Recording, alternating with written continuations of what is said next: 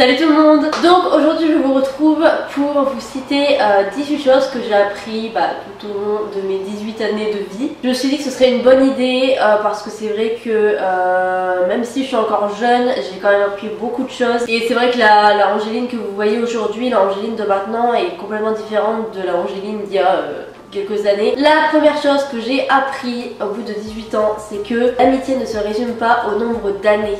Il y a des personnes que ouais, ça fait genre 8 ans qu'on se connaît et maintenant c'est à peine on se dit bonjour, alors que les amis que j'ai maintenant, je les connais depuis environ, je sais pas, 4 ans. Des personnes, je leur confie tout, je leur fais entièrement confiance.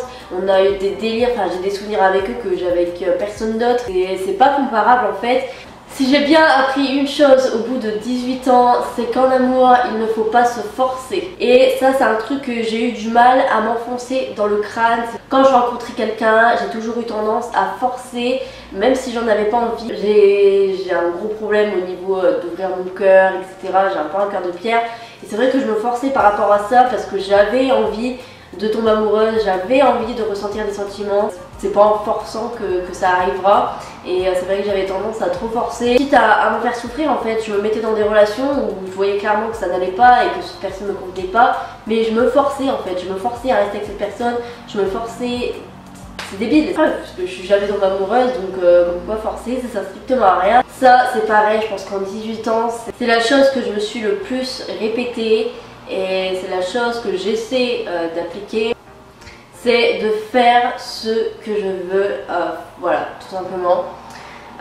Si j'ai envie de m'habiller d'une certaine façon, de me maquiller d'une certaine façon, de me coiffer d'une certaine façon, maintenant je vais le faire parce que de toute façon, que j'ai les cheveux lisses, les cheveux bouclés, que je sois maquillée comme un pot de peinture ou au naturel, que je sois habillée comme une merde ou que je sois habillée sur mon 31, les critiques seront toujours là. Voilà, aujourd'hui, c'est vrai que c'est quelque chose que j'appliquais pas avant, c'est vrai que je me fiais beaucoup aux critiques ou à ce que pouvaient penser les gens et ça me stoppait pour pas mal de choses. Et aujourd'hui, c'est vrai que je fais plus ce que je veux, je suis comme je suis et ça fait du bien, vraiment. Laissez les gens vivre, genre vraiment, mais arrêtez de toujours parler, fermez votre gueule à un moment donné. Enfin, tu sais, ton avis, je l'ai pas demandé, donc pourquoi tu l'ouvres ?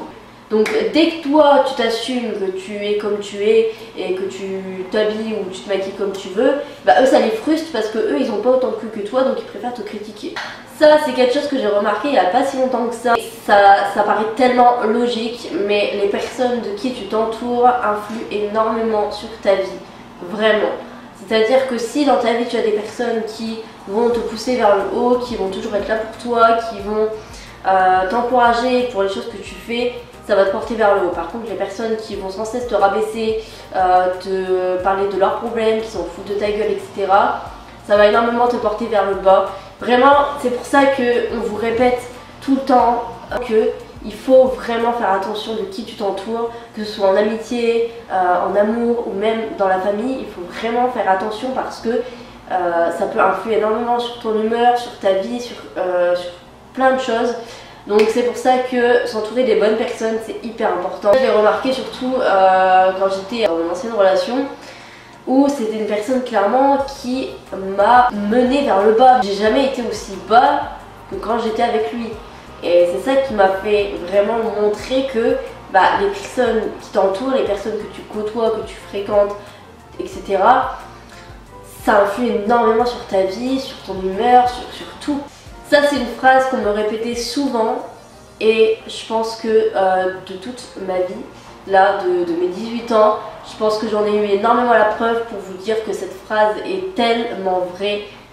Tout se sait un jour ou l'autre. Tu peux mentir pendant des années, mais un jour, ça peut prendre une semaine, ça peut prendre un mois, ça peut prendre un an, mais un jour, toute vérité se sait vraiment. Comme on dit souvent, le mensonge prend l'ascenseur pendant que la vérité prend l'escalier. C'est-à-dire que oui, la vérité va arriver plus longtemps que le mensonge, ça c'est sûr, mais elle arrivera. Et vraiment, j'ai tellement d'exemples dans ma vie qui ont montré que tu peux mentir, tu peux, mais la vérité elle se saura un jour ou l'autre. Ça c'est quelque chose que j'ai remarqué et c'est pas facile de l'admettre, mais c'est vrai pour moi. J'ai remarqué que plus on avance dans la vie, plus on grandit et plus c'est dur. Vraiment. Quand t'es enfant, tu te soucies de rien, tu vois rien quoi, c'est comme si tu avais des œillères, enfin, tu vois la vie en rose, enfin, c'est tellement différent de quand tu grandis, quand tu commences à être adulte. Quand tu grandis, on dirait que tu te réveilles petit à petit et tu te réveilles, tu commences à voir la réalité et par contre frère, arrête de gueuler parce que je vois la fenêtre, je vais t'insulter. La réalité fait mal. Ça c'est pareil, quelque chose que j'ai appris récemment. Ça m'a beaucoup aidé et je pense que ça peut vous aider aussi. C'est que le reflet que vous avez vous dans le miroir, comment vous vous regardez, ce n'est pas comment les gens vous perçoivent, c'est pas comment les gens vous voient. L'être humain a tendance à se créer des complexes et à ne voir que ça quand il se regarde dans le miroir. On a tendance à voir que ça, voire à l'extrapoler, à penser que les gens voient que ça, que c'est quelque chose d'horrible et qu'on est horrible, alors que les gens, soit ils ne le remarquent pas, soit pour eux c'est nul, tu vois. Et c'est vrai que j'ai remarqué ça quand mon acné a commencé. J'ai remarqué que j'en faisais tout un flanc, que c'était une vraie obsession et que c'était un vrai complexe chez moi et que je voyais que ça, alors que les gens, bah non. On a souvent une façon de se regarder qui est tellement négative en fait et on mérite tellement pas ça, de s'infliger ça à nous-mêmes, de se regarder d'une façon presque de dégoût en fait, et personne ne mérite ça et on ne mérite pas ça vraiment. L'habit ne fait pas le moine, genre vraiment. Tu vas avoir une personne en face de toi qui regarde hyper mal les gens, qui est hyper froide, mais quand tu vas apprendre à la connaître, tu vas te rendre compte que c'est un amour, que c'est une personne incroyable, vraiment. Et de l'autre, une personne hyper sociable, hyper gentille, hyper souriante, qui au fond, quand tu vas vraiment savoir qui elle est, tu vas te rendre compte que c'est une personne hypocrite, une personne fausse et une personne mauvaise. Et voilà, c'est vrai qu'il ne faut pas se fier à la première image. C'est vrai que moi, quand on me voit pour la première fois, c'est quelque chose qu'on m'a beaucoup répété tout au long de ma vie et c'est tout le temps la même chose. C'était que j'avais l'air d'être une personne froide, une personne qui ne rigole jamais, une personne hautaine aussi, on me l'a dit. Alors que pas du tout, juste quelqu'un qui a du mal à approcher les gens, j'ai du mal à sociabiliser avec les gens, mais quand tu me connais bien, je suis une meuf qui rigole tout le temps pour rien, je suis une meuf qui est hyper gentille, je suis une... voilà. Donc apprenez à connaître les gens avant de les juger, avant de coller une étiquette qui ne leur appartient pas. Voilà, c'est vraiment un conseil que j'ai à vous donner. Apprenez à connaître les gens. Et si vous voulez pas connaître les gens, ne parlez pas et ne venez pas coller des étiquettes aux gens alors qu'ils n'ont rien demandé. Ça c'est quelque chose qui m'a beaucoup aidé et qui peut en aider beaucoup, mais le problème c'est que il y a certaines personnes qui ont du mal à se l'assimiler dans leur tête. Parler, ça fait vraiment du bien et ça aide énormément, vraiment. Pour tout, quand on a un problème, quand on est heureuse. Quand tu es heureuse, quand tu as passé un super bon moment, tu as juste une seule envie, c'est de le raconter à tes parents ou à ta meilleure amie. Mais bizarrement, quand on est triste et quand on a un coup de mou, on a moins envie de le raconter. Et c'est vraiment dommage parce que justement, c'est dans ces moments-là qu'il faut justement parler et ça soulage tellement, vraiment. Moi, je suis pareil. Je suis une meuf qui n'aime pas parler, j'aime pas dire quand ça va pas, j'aime pas parler de mes problèmes parce que j'ai pas envie de chercher les gens avec ça. Mais les peu de fois où je l'ai fait, ça m'a vraiment apaisé, ça m'a vraiment fait du bien et t'as l'impression de te libérer d'un poids énorme. Vraiment, si j'avais un conseil à vous donner, c'est de parler vraiment quand ça va pas, quand il y a un souci, quand vous avez un coup de mou ou autre, ou même surtout si vous vous faites harceler ou des trucs comme ça. Parler, c'est ce qui va vous aider et je le répéterai jamais assez, mais vraiment communiquer et parler. Dire que tous les mecs sont des connards et que toutes les meufs sont des salopes est la phrase la plus débile que j'ai jamais entendue de toute ma vie. Souvent quand on se fait prendre pour une conne, c'est la phrase de facilité, c'est la phrase qui nous fait du bien de dire tous les mecs c'est des connards, toutes les meufs c'est des salopes. Voilà, alors que pas du tout. Je vous rappelle un truc, c'est qu'on est 7 milliards sur Terre, je crois. Bref, on est beaucoup sur Terre, tout le monde est différent, voilà, il n'y a pas que des trompeurs, il n'y a pas que des menteurs, il n'y a pas que des hypocrites, des manipulateurs, il y a non et non. Ça, c'est quelque chose que j'ai eu du mal à me l'assimiler, j'ai eu du mal à le comprendre, mais qu'aujourd'hui j'ai compris et j'ai envie de vous le transmettre et de vous le faire comprendre. Le sexe, ce n'est pas mal, le sexe n'est pas une honte. Avoir des relations sexuelles, c'est normal, voilà. C'est quelque chose que quand j'étais au collège et début lycée, je comprenais pas trop. J'avais du mal, pour moi c'était, fallait pas en parler, c'était tabou, c'était machin. Et j'ai grandi et c'est vrai que mon avis a inversé totalement, genre vraiment a complètement changé. Tout le monde le pratique et tout le monde kiffe en plus, c'est ça le pire. Genre qu'avant je me suis fait beaucoup monter le crâne par rapport à ça quand j'étais au collège parce que c'est un peu les sujets de discussion qui reviennent souvent, hein, toutes ces rumeurs par rapport à, surtout à des filles, de dire oui cette fille là elle a couché avec combien de mecs, avec machin, et du coup ça te rentre dans le crâne, ça te fait réfléchir et tu te dis qu'en fait le sexe c'est mal, mais quand tu grandis tu te rends compte que en fait non, tout le monde est né comme ça et que c'est normal, c'est... bref. S'arrêter au regard des gens, c'est s'arrêter de vivre. Je pense que c'est l'une des choses qu'on a le plus du mal à faire dans notre société, c'est d'arrêter de se préoccuper du regard des gens. Voilà. C'est quelque chose qu'on fait bien trop souvent, de se comparer, de vouloir savoir ce que les gens pensent, de faire des choses par rapport aux gens et non par rapport à nous. Du moment où tu fais des choses, tu t'habilles, tu te maquilles, tu fais paraître une image qui n'est pas toi pour les gens, tu ne vis plus en étant toi mais par rapport aux autres.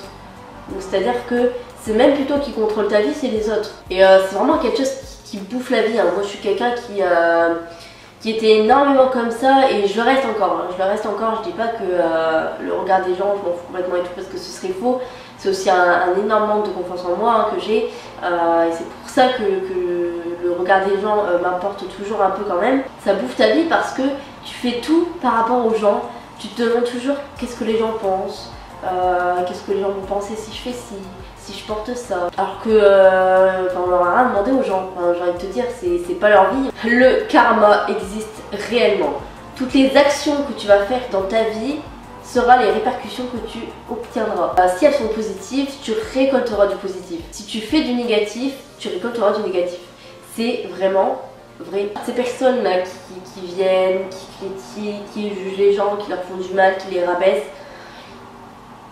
attendez quelques semaines, quelques mois, quelques années. Un jour, ce que vous faites, vous le paierez. Vraiment. Non, la soupe ne fait pas grandir. Non, les épinards ne rendent pas plus fort. Non, les carottes ne rendent pas plus aimables. Et non, le poisson ne donne pas plus de mémoire. Non, et non, et non. Si la soupe déjà faisait réellement grandir, je pense qu'aujourd'hui je mesurerais pas 1m56. Voilà. Donc soit on se fout de ma gueule, soit il y a un problème. Je pense que nos parents ils sont vraiment bien foutus de nous. Genre vraiment. Vraiment la carotte rendait aimable, je pense que j'en aurais donné à certains. Ça a vraiment détruit ma vie, hein, parce que moi je mangeais ma soupe en mode putain je vais être grande et tout. Vous m'avez oublié. Ah, ça c'est quelque chose qu'on veut vous mettre dans le crâne, mais je tiens à vous dire que c'est complètement faux. Voilà. Et ça c'est quelque chose qui m'énerve vraiment. L'école ne définit pas ton intelligence. Voilà, les notes que tu as à l'école, ça ne définit rien à ton intelligence. C'est tellement quelque chose qu'on veut nous faire rentrer dans le crâne que si t'as une bonne moyenne, t'es intelligent, et si t'as une moyenne de merde, t'es complètement débile. Alors que non, vous avez un DS, un contrôle, sauf que vous êtes quand même quelqu'un de très bavard. Qui ne définit pas, c'est pas parce que t'es bavarde que t'es conne, tu vois. Vous tapez 19. Et là votre prof vous dit je t'ai enlevé 10 points parce que t'as bavardé. Tu te trouves à 9. Voilà, je pense que vous avez compris où je voulais en venir. C'est que les notes qu'on vous donne à l'école, c'est pas parce que vous avez 8 de moyenne que vous êtes bête. Et c'est pour ça que j'ai toujours eu du mal avec le milieu scolaire, le fait de se référer à des notes alors que je comprendrais jamais le principe. La beauté intérieure est tellement plus belle que la beauté extérieure, genre. C'est vrai qu'avant, je misais vraiment beaucoup sur le physique, surtout en amour, hein, bien sûr. Et ouais, c'était vraiment que le physique, et c'est aussi pour ça que j'étais dans des relations où je me forçais parce que je trouvais le gars beau, mais que intérieurement ça collait pas du tout. Attention, je dis pas que le physique est parti à la poubelle, hein. Quand même, si je dois me mettre avec quelqu'un, il faut quand même que la personne me plaise un minimum, mais l'intérieur. Déjà, si tu me plais à l'intérieur, si ce que tu dégages, si tu me fais rire, si on a un bon feeling, etc. Déjà, pour moi, tu seras une belle personne et tu seras quelqu'un de beau. Voilà, tout simplement. C'est vrai qu'aujourd'hui, en amour, je me fie énormément au caractère, Et c'est quelque chose qui est devenu primordial pour moi. Des petits gamins, c'est vrai que j'en veux plus. Et la dernière chose que j'ai appris au bout de ces 18 ans, c'est que l'humain est la pire espèce sur cette putain de terre. J'ai une haine contre l'humain, je déteste l'humain. J'ai limite même honte d'être un humain, tu vois ce que je veux dire. L'humain me dégoûte en fait, l'humain est horrible pour moi. Je trouve que en vrai, cette terre, elle aurait été tellement mieux gérée par, je sais pas, des animaux que par les humains. Enfin, les humains ont tout détruit et l'humain est méchant, l'humain aime la méchanceté gratuite, l'humain aime vraiment la destruction, la rage. Et c'est vrai que quand tu croises des gens, que tu leur demandes quelque chose gentiment et qu'ils te répondent comme des merdes, bah là j'ai vraiment envie de me dire mais putain, nique ta mère, l'humain est une sale pute, vraiment. Et pas tous les humains sont mauvais bien entendu. Comment tu vas être sociable avec cette espèce là? L'humain me dégoûte de plus en plus en fait. Sinon tout va bien dans ma vie, hein. J'ai des amis. Si je devrais rajouter un truc, c'est que ce que j'ai appris aussi, c'est que le monde évolue et c'est bien. Voilà, le monde évolue même si l'humain reste quand même con par moment. Le monde évolue et c'est vrai que ce soit par rapport à plein de choses, par rapport aux différences, par exemple aux personnes homosexuelles, les personnes transgenres, les personnes, le sexe aussi. C'est vrai qu'on évolue beaucoup parce qu'il y a certains sujets qu'avant on parlait pas du tout, c'était vraiment tabou et aujourd'hui on ose un peu plus en parler et c'est beaucoup plus accepté. Même s'il y a quand même encore des cons qui osent dire des trucs et être homophobes ou racistes ou je ne sais quoi. Mais ouais, ce qui est bien c'est que le monde évolue et c'est quelque chose qui est cool. Donc voilà pour cette vidéo, j'espère qu'elle vous aura plu. Je vous fais d'énormes bisous et je vous dis à la prochaine pour une nouvelle vidéo.